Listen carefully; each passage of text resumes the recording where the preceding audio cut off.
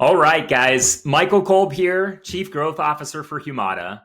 And today we'll be spending as much time as we need to break down everything you need to know about the Medicare WISeR model that goes live on January 1st, 2026. For those that have not seen, CMS did release this 61-page document that basically acts as a provider manual to highlight the ins and outs of the scope, the process, any consideration that should be taken into account from a provider perspective to set this process up for success. And 61 pages can seem very daunting, but when you break it down, there's a huge appendix that lists out all the different CPT codes and associated codes. And then there's also a lot of duplication that is within this document. And I've already gone through it and I've highlighted all of the key considerations so that hopefully within an efficient amount of time here, you can get the clarity that you need as you build out your provider strategy. For those that do not know, the main purpose here on slide 5, Medicare is ultimately selecting a handful of states. There's 6 different states, and select services and specific codes with specific diagnoses as well that are part of this pilot. And it ultimately is all oriented into how to reduce unnecessary care and eliminate the fraud, waste, and abuse that sometimes can happen so that Medicare patients or members get the care they need when they need it. If I scroll down here, you're going to see throughout the conversation today the different highlighted segments. And again, these are all the most important attributes to take into consideration. From a date perspective, this program goes into effect on January 1st. You'll notice later on in the dialogue, there are specific pages that highlight that January 5th is the first time that you can begin submitting the optional prior authorizations. And it's really for services at or beyond January 15th. So there really is no need to submit any of these optional prior authorizations before services that are being rendered or scheduled for the 15th of that month. In terms of the actual states that are impacted, Arizona, New Jersey, Ohio, Oklahoma, Texas, and Washington.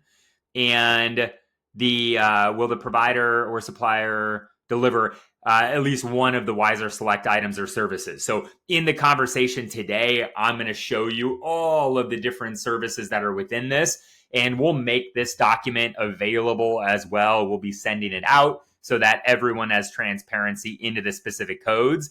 And that is necessary because providers will and should put processes in place to flag these specific codes when they come across on the orders so that the NCD and LCD review can take place.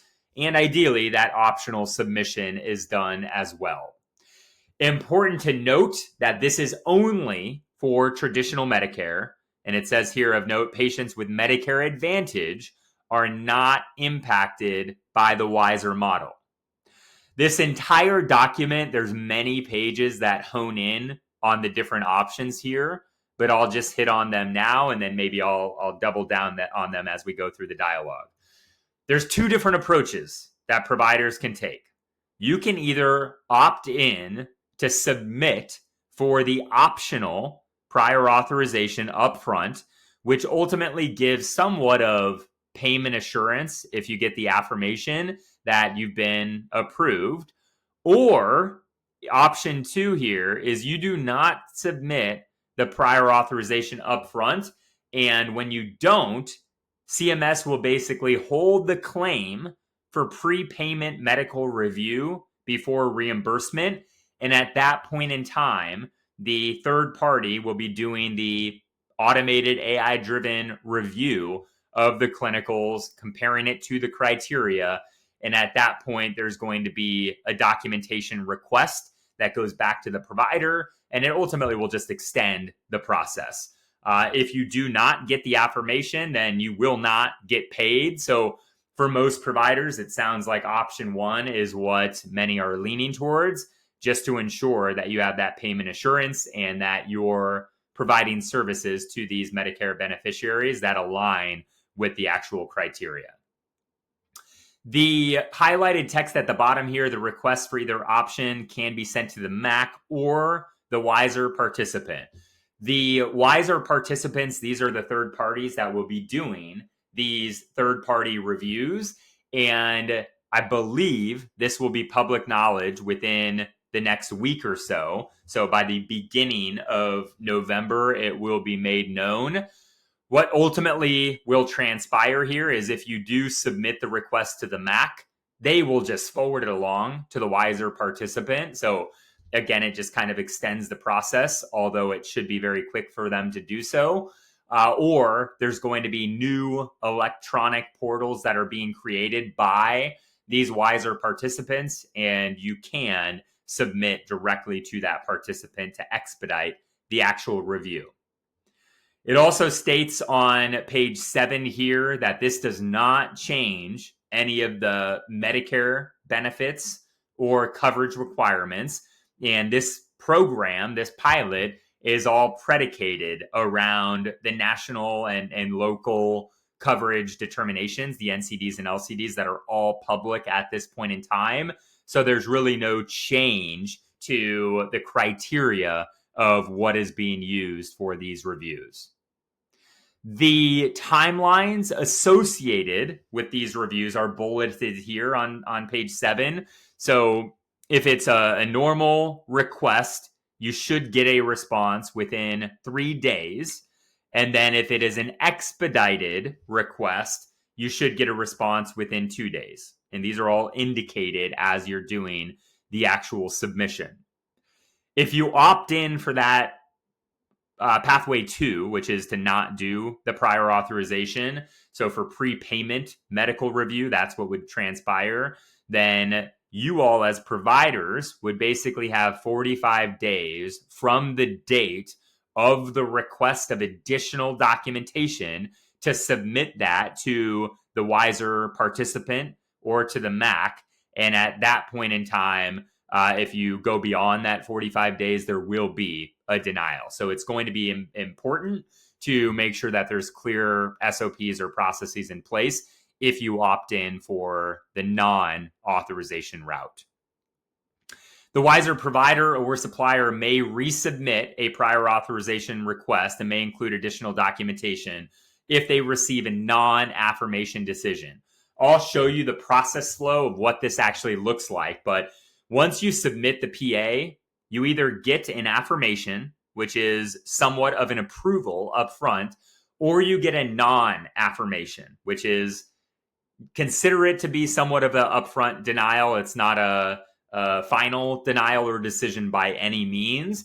And all this is saying is you can resubmit the prior authorization as many times as you'd like with additional documentation. And you can also make requests for peer-to-peers, which is here in the text. You can make requests for peer-to-peers in terms of the upfront clinical review, and that can be done upfront as well. If you do not submit the prior auth and you submit it via the back-end prepayment with the claim and you get a denial, you also can follow the traditional Medicare appeal process, the 5-stage process, after the fact as well. So that process does stay intact here. The page 8 here gets into the participants. So this is where some of the duplication within the document comes to fruition. As it will state, there are 6 states in the WISeR model, which we've talked about. And there are 6 WISeR participants. So this basically means that there is one technology company that is very familiar with typical health plan, automated AI-driven reviews. And there's one of those per state. So from a provider lens, as these different vendors are made public, you have the ability to coordinate and conversate with all of these WISeR participants, which will again be one per state, just to understand the process and there will be education that's pushed out from a participant perspective to all of the surrounding providers, so you understand where you should be submitting these authorization requests to, so that you have all the tools at your disposal to create the right process internally.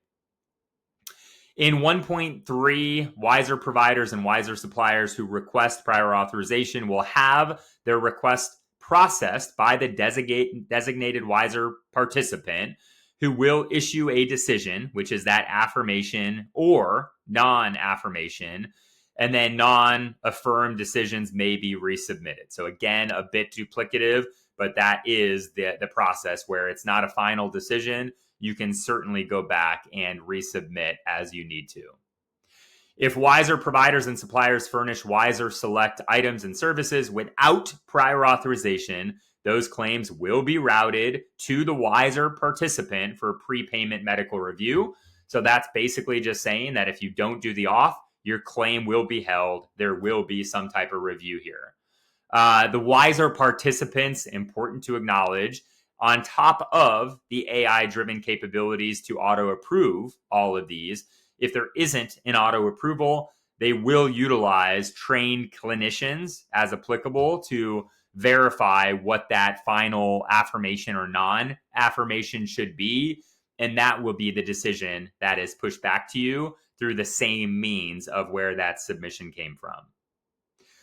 From a model, timeline, and scope, so we're on page 9 of this document here. I mentioned this earlier, but this does go into effect on January 1st.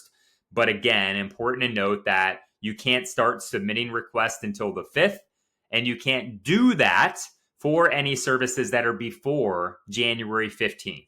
So just key dates to take into consideration. I'm sure every provider is familiar with their MAC jurisdiction, but these 4 bullet points just highlight where the different MACs play. Arizona and Washington go through Noridian, Oklahoma and Texas go through Novitas, Ohio goes through CGS, and then New Jersey goes through Novitas as well, but there's definitely some nuance within these.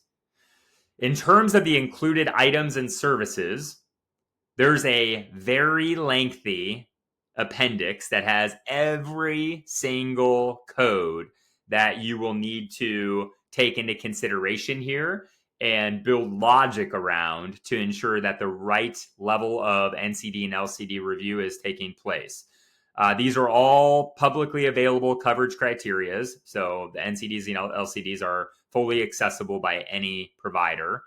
The reason that these specific CPT codes and services were selected are because they're typically elective, they're non-life-threatening, and then there are a sufficient amount of either volume or dollars that are flowing through these specific services with potentially a lot of fraud, waste, and abuse or unnecessary care that's being ordered.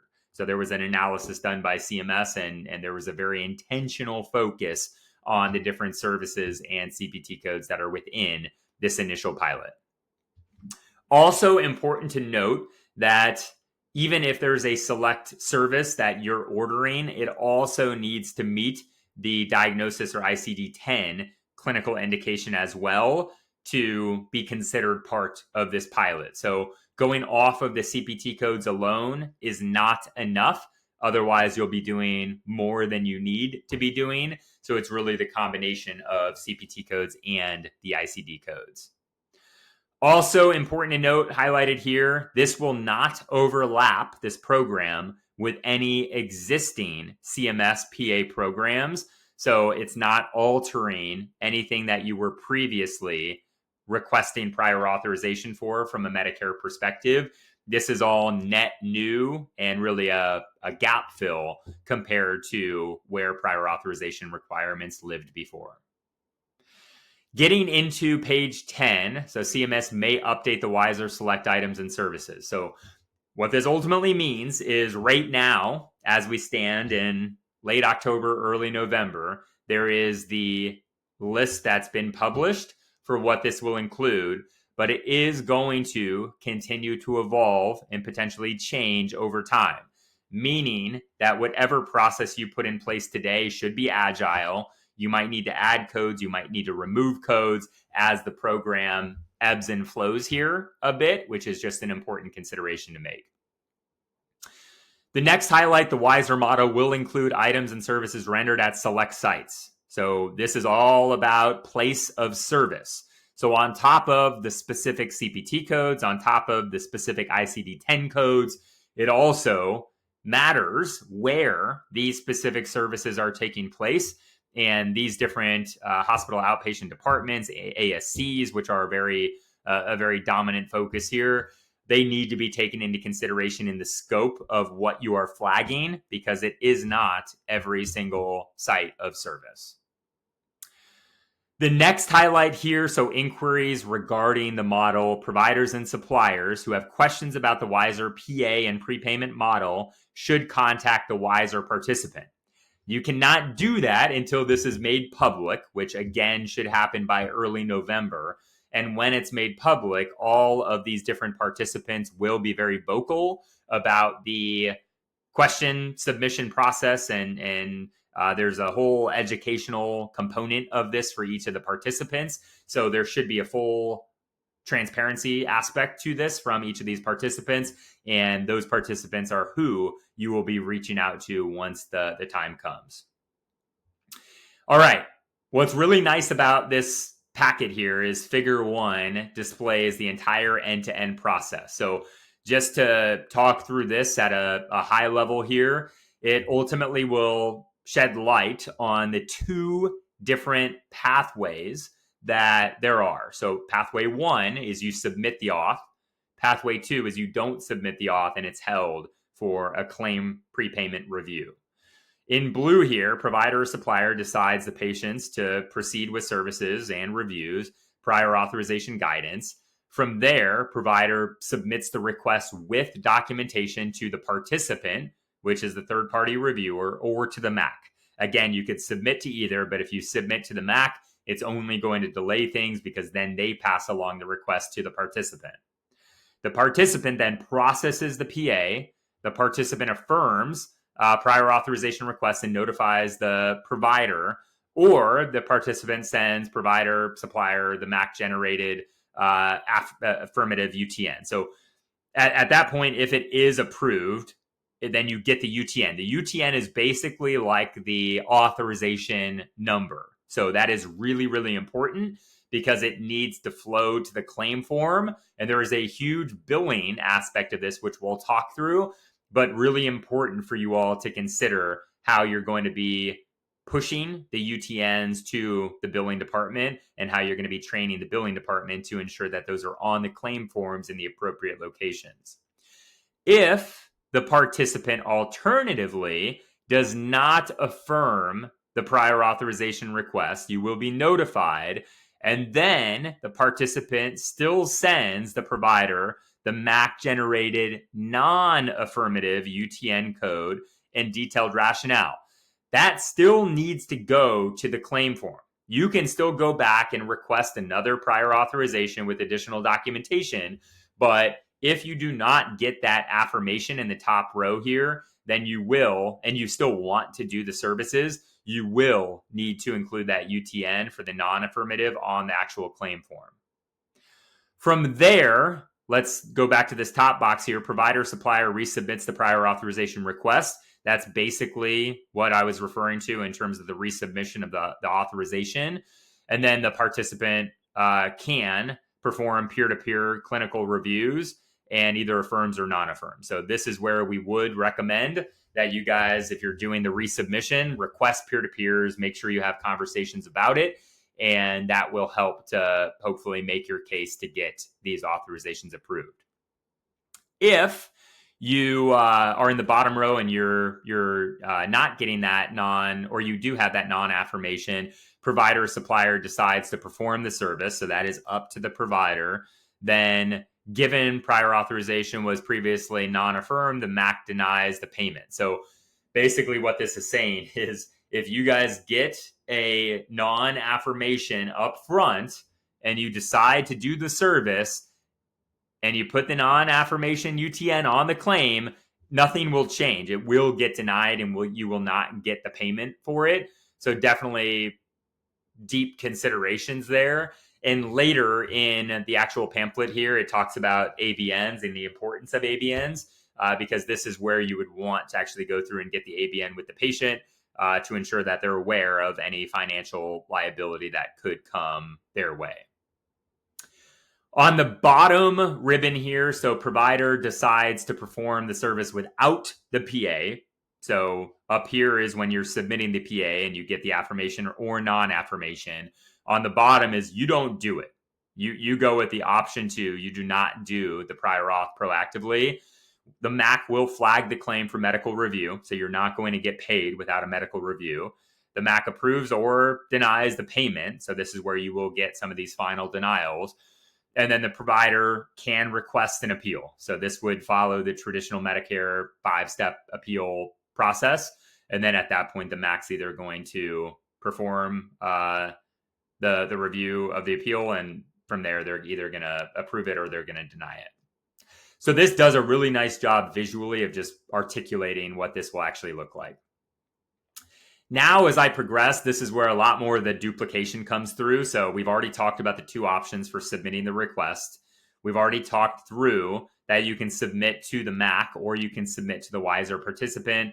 But the MAC, if you submit it to them, will forward the request to the WISeR participant anyways. And there's going to be some type of lag here. There's no doubt about that. The nice thing about this document is the general PA request documentation is already incorporated into this. So the requesters must include all of the data elements that are within these tables.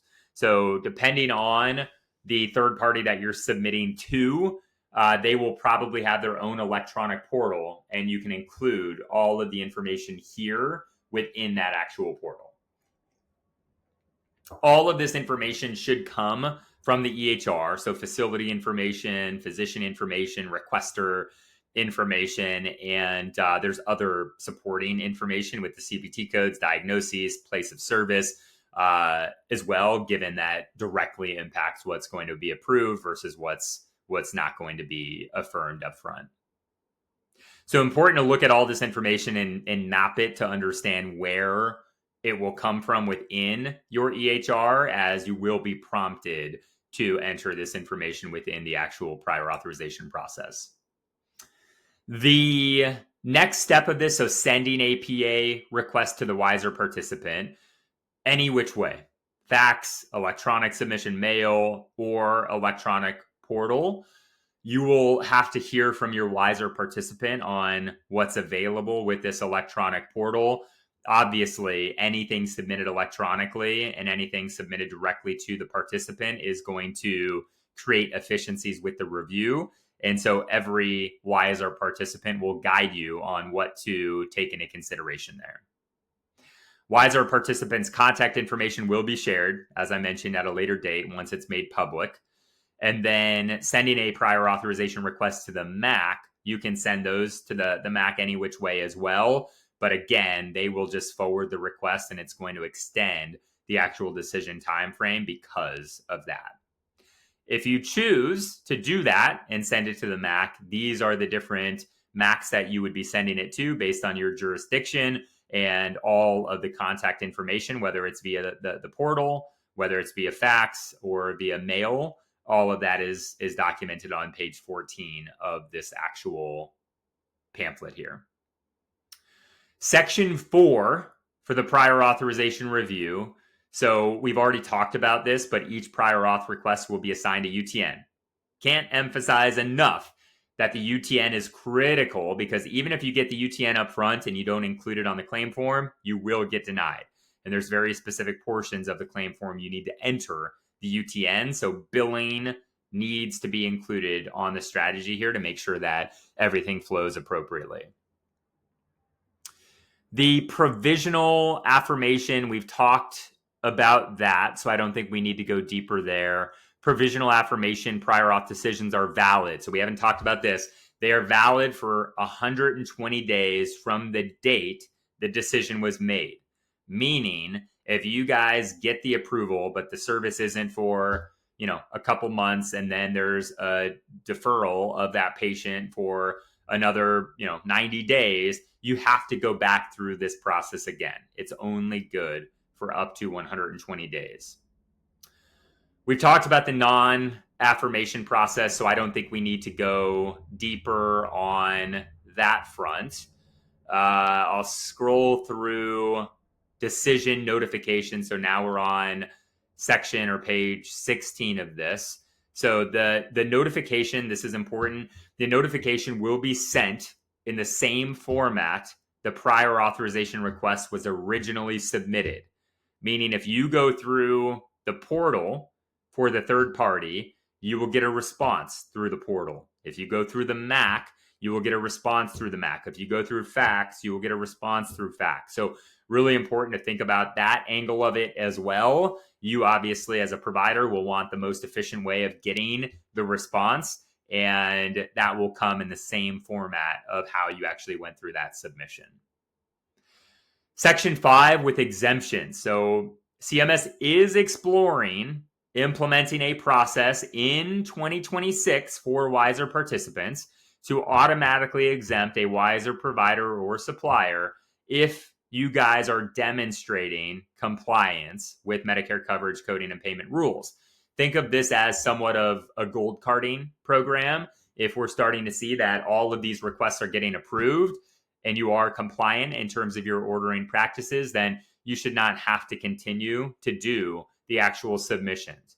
There is not a whole lot of detail yet on when or how this will actually work, but it is something that CMS is looking into. Please note that CMS is delaying the deep brain stimulation, so the DBS. This was initially a part of the service scope when CMS started talking about what was going to be included in WISeR. Now it is being delayed in terms of the inclusion. Just important to know if you were planning for DBS to be included. What's really nice, starting on page 18 of this pamphlet here, is it will give you by each of the different services, the different documentation that needs to be included, and then other aspects of diagnoses that should be included. And so it basically has gone through the NCDs and LCDs at this point in time to kind of create the criteria set of what you would need to prove and justify from a documentation standpoint. So theoretically, day one, right now, you could take this and build, Gen AI models, use automation to grab the clinicals, which we would suggest to expedite the review. You could then work with a third party to do automated reviews, even on the provider side, to ensure compliance with the actual documentation.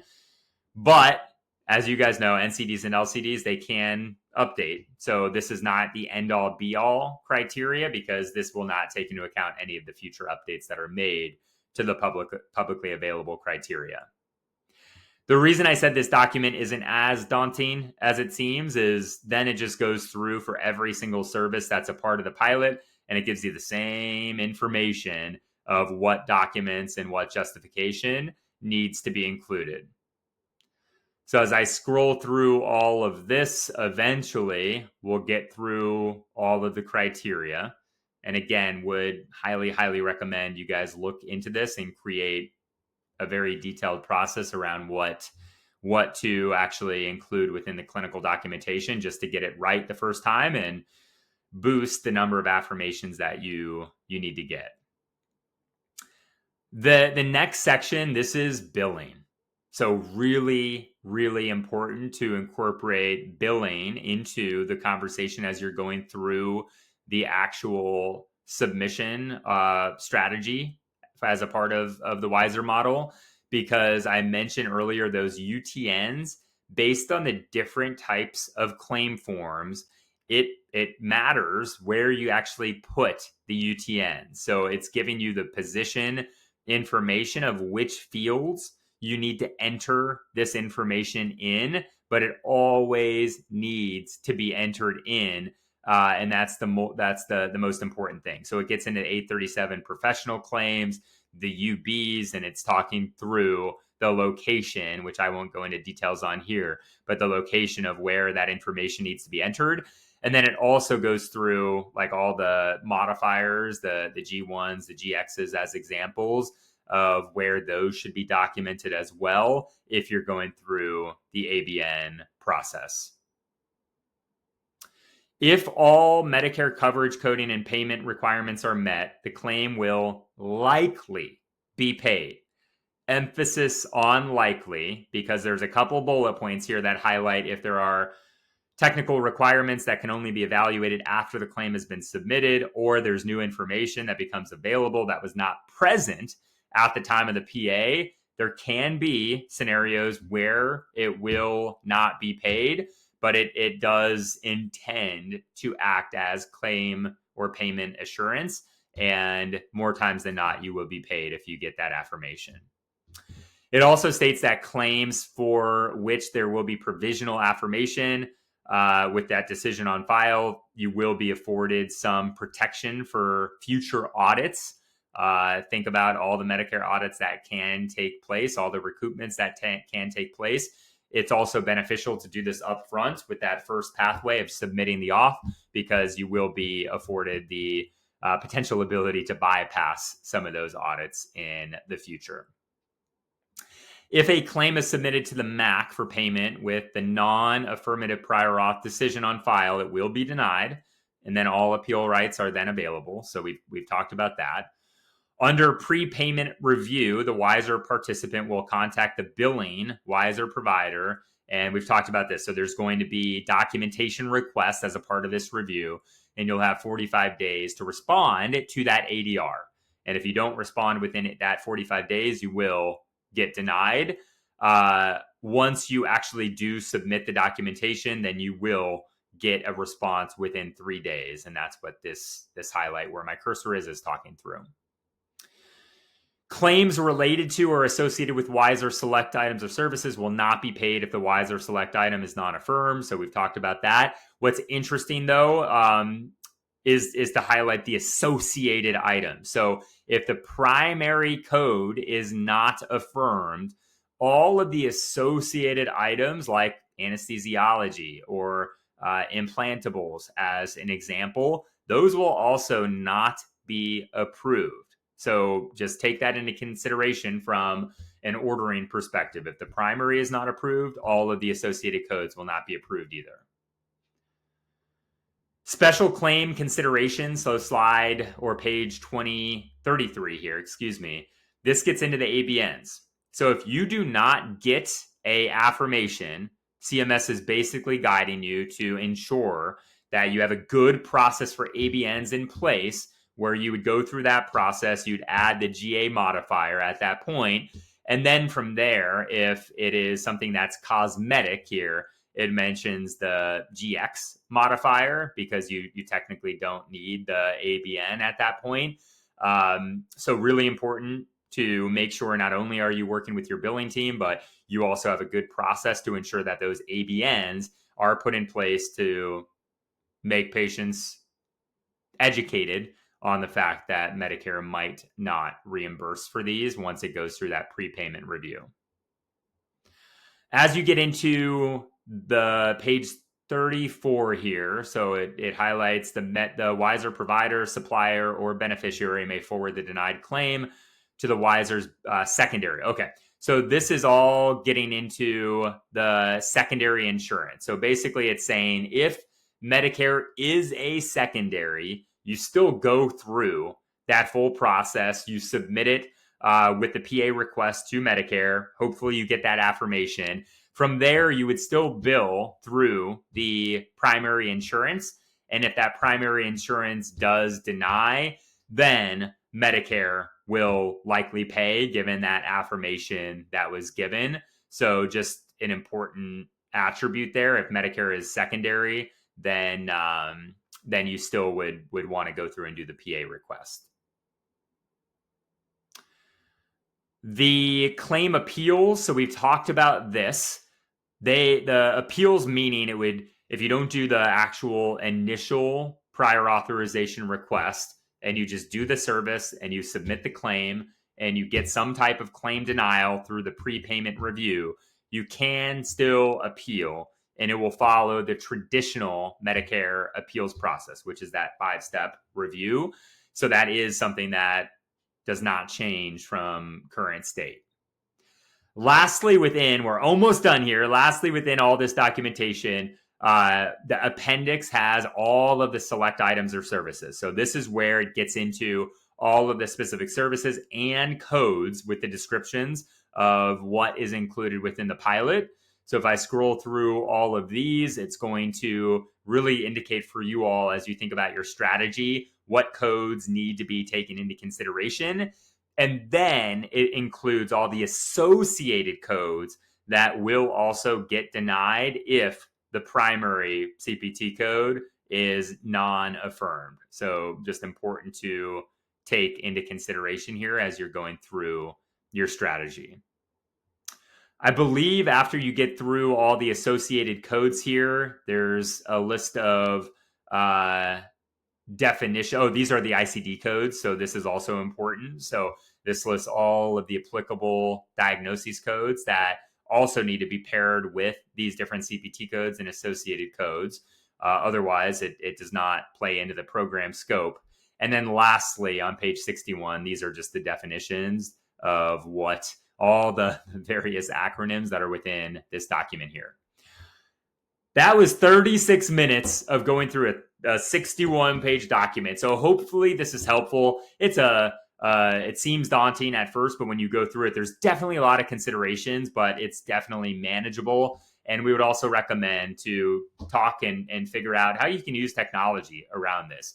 Providers should not have to manually decipher what's in scope for WISeR. You should not have to manually go through and grab clinicals.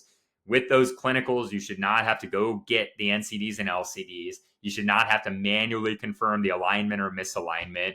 And you, frankly, should not have to always auto or manually submit these authorization requests. You should have an ability to use an electronic means that's FHIR-based to submit these directly to the third party or to the MAC. And then from there, do some type of automated statusing. So if there's questions on that, that's what Humata is focused on to help providers with this as well. And there's definitely a means of creating a seamless experience around it.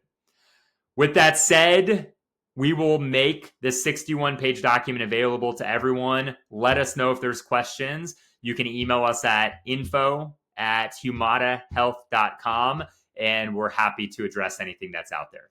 Thank you for listening. Thank you for the time, and have a wonderful rest of your day. Take care.